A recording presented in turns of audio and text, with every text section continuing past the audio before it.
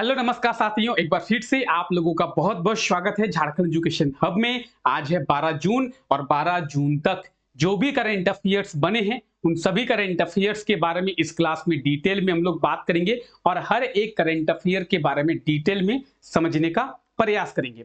हमारे जो ऐसे साथी हैं जो हमारे साथ रेगुलर जुड़ते हैं और इस क्लास को रेगुलर बेसिस पर करते हैं, उन्हें पता होगा कि ये क्लास कितनी ही जानदार होती है, कितनी ही शानदार होती है। और इस क्लास को करने के बाद आपको झारखंड के करंट अफेयर्स की कोई दूसरी क्लास करने की कोई जरूरत नहीं होगी।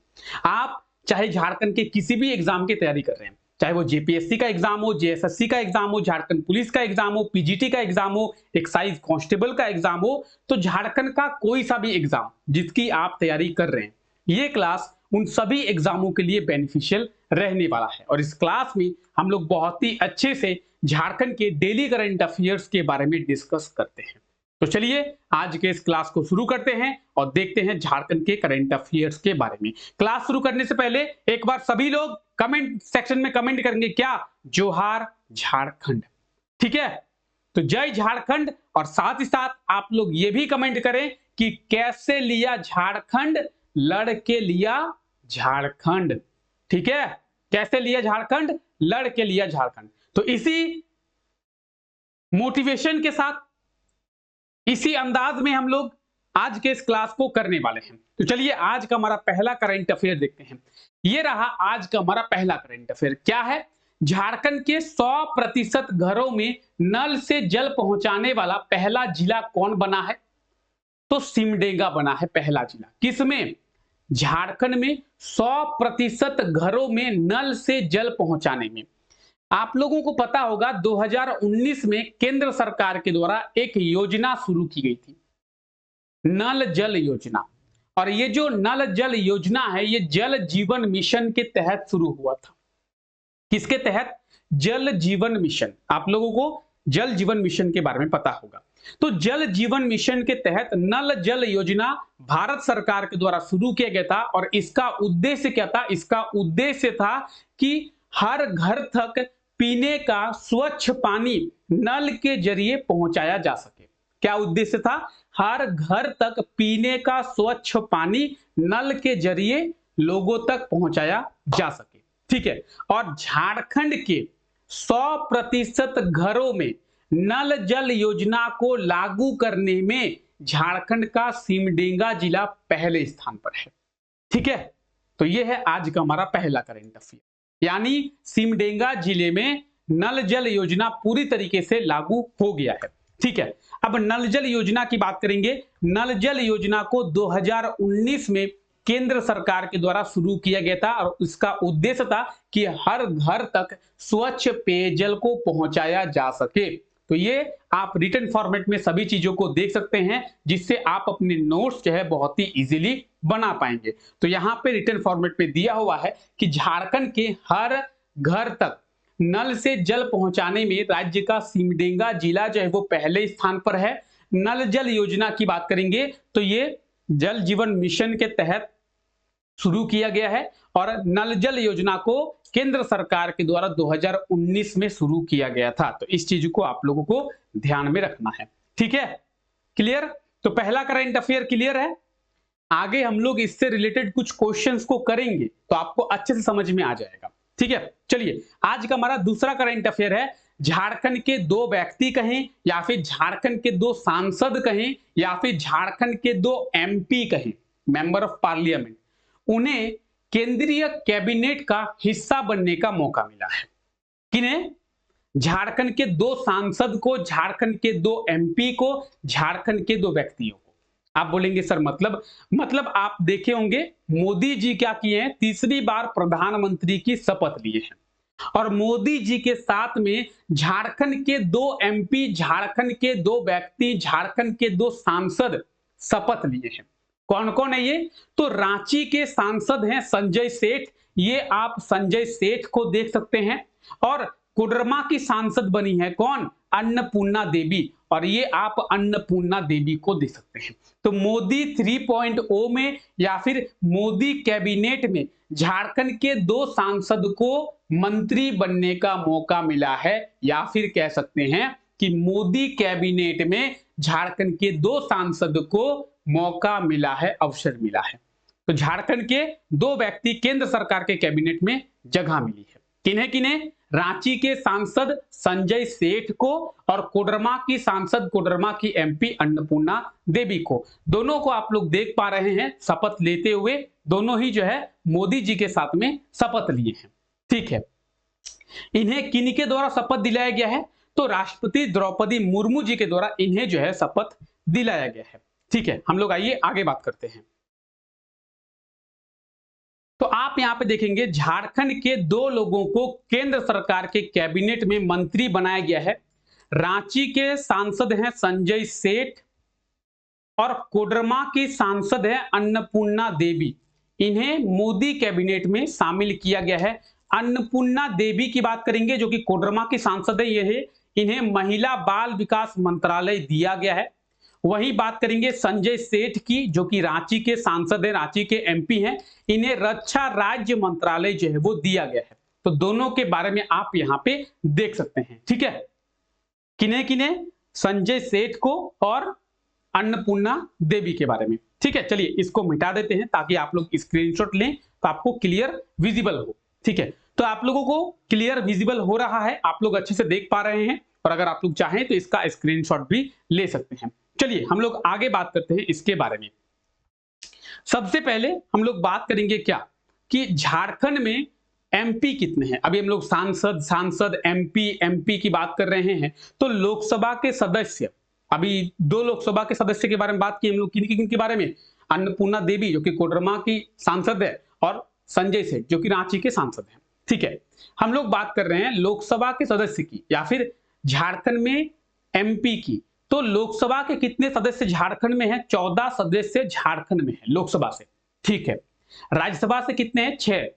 तो अगर आपसे पूछा जाए कि झारखंड से लोकसभा के कितने सदस्य हैं तो 6 सदस्य हैं, सॉरी 14 सदस्य हैं, और राज्यसभा से 6 सदस्य हैं।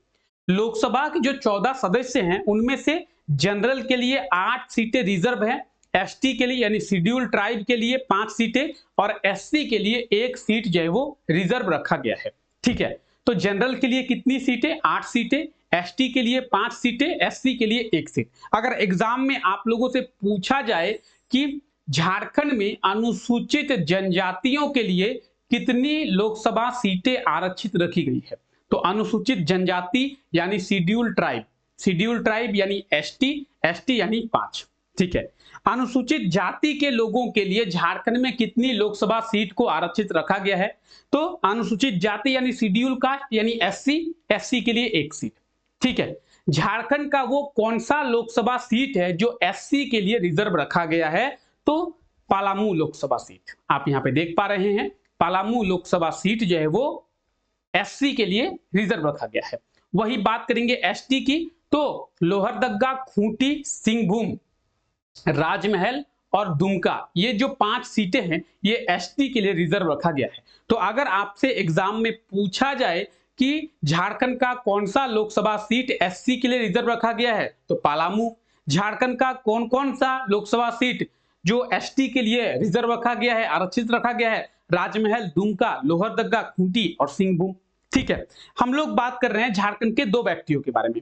अब ये 2 व्यक्ति कहां से सांसद बने हैं?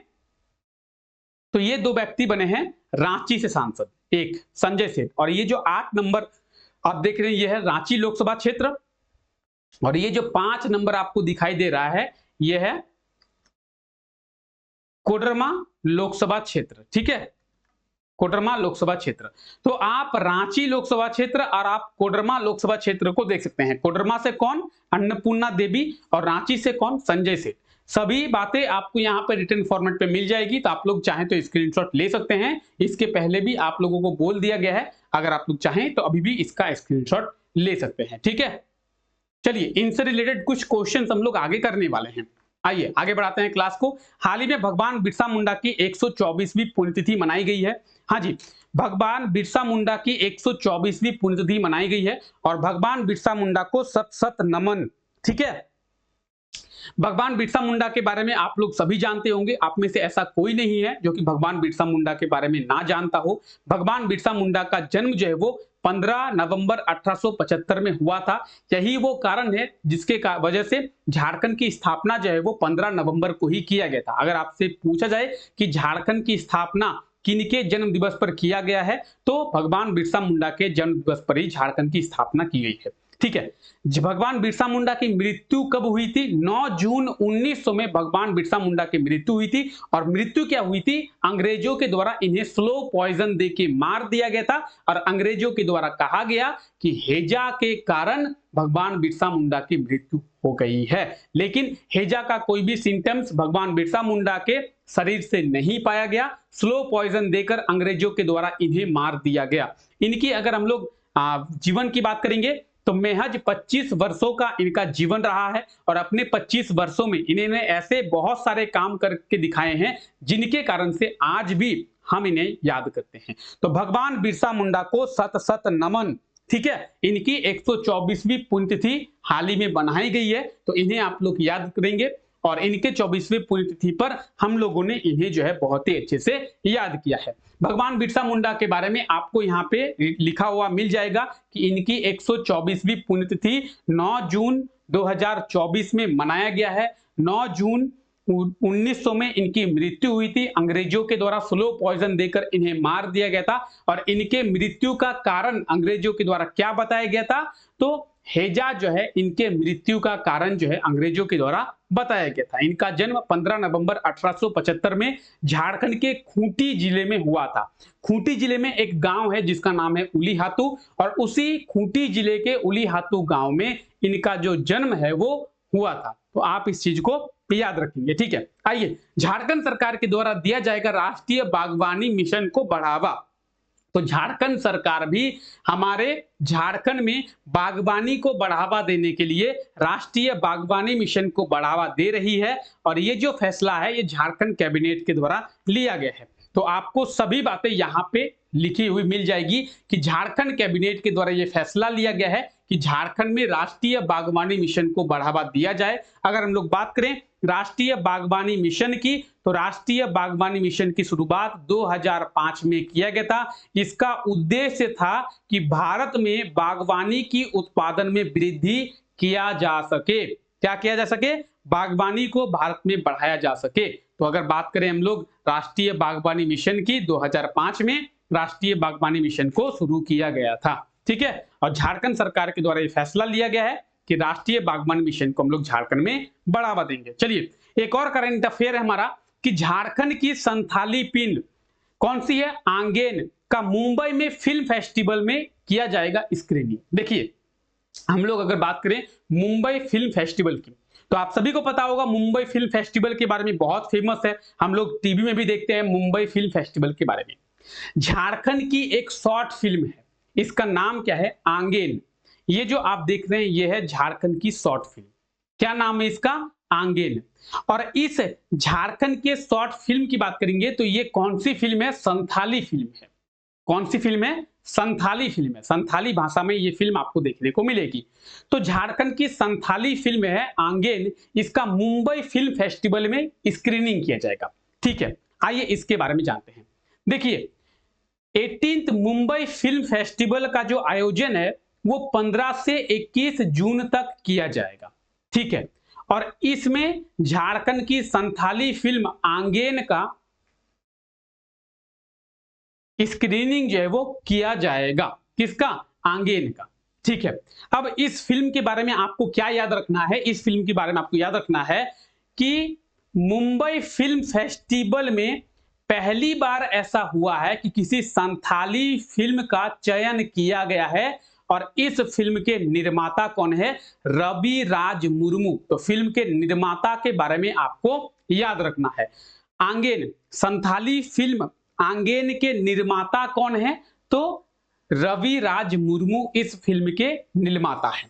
मुंबई फिल्म फेस्टिवल की बात करेंगे तो मुंबई फिल्म फेस्टिवल में ऐसा पहली बार हुआ है कि किसी फिल्म को क्या किया गया है? जगह दिया गया है।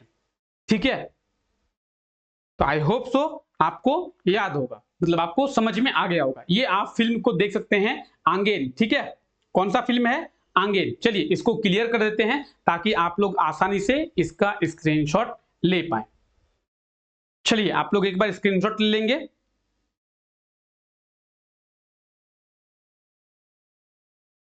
चलिए, तो ये कुछ इंपॉर्टेंट करंट अफेयर्स थे जिसके बारे में अभी हम लोग समझे और हर एक करंट अफेयर के बारे में डिटेल में हम लोग डिस्कस किए। आई होप कि आपको सभी करंट अफेयर समझ में आ गया होगा। अब आइए इनसे रिलेटेड कुछ क्वेश्चंस हम लोग करते हैं ताकि ये पता चल सके कि हम लोग जो करंट अफेयर्स अभी समझे वो करंट अफेयर्स आपको समझ में आया कि नहीं आया। चलिए आगे बात करते हैं। पहला क्वेश्चन है, झारखंड में हर घर से नल जल पहुंचाने वाला पहला जिला कौन बना है? यह है आज का हमारा पहला क्वेश्चन। अब इसके बारे में हम लोग पहले ही डिस्कस किए कि झारखंड का कौन सा जिला 100% नल जल पहुंचाने वाला पहला जिला बना है। क्या होगा सही आंसर? सिमडेगा। कहां पे है? ऑप्शन बी में। ऑप्शन बी बिल्कुल सही आंसर हो जाएगा, सिमडेगा। झारखंड का सिमडेगा जिला हर घर पे नल जल पहुंचाने में पहला जिला बन गया है। ठीक है, चलिए आगे बात करते हैं। केंद्र सरकार के द्वारा नल जल योजना की शुरुआत किस वर्ष किया गया था? अभी बताया गया थोड़ी देर पहले कि केंद्र सरकार के द्वारा नल जल योजना की शुरुआत कब की गई थी? जल जीवन मिशन के तहत नल जल योजना को शुरू किया गया था।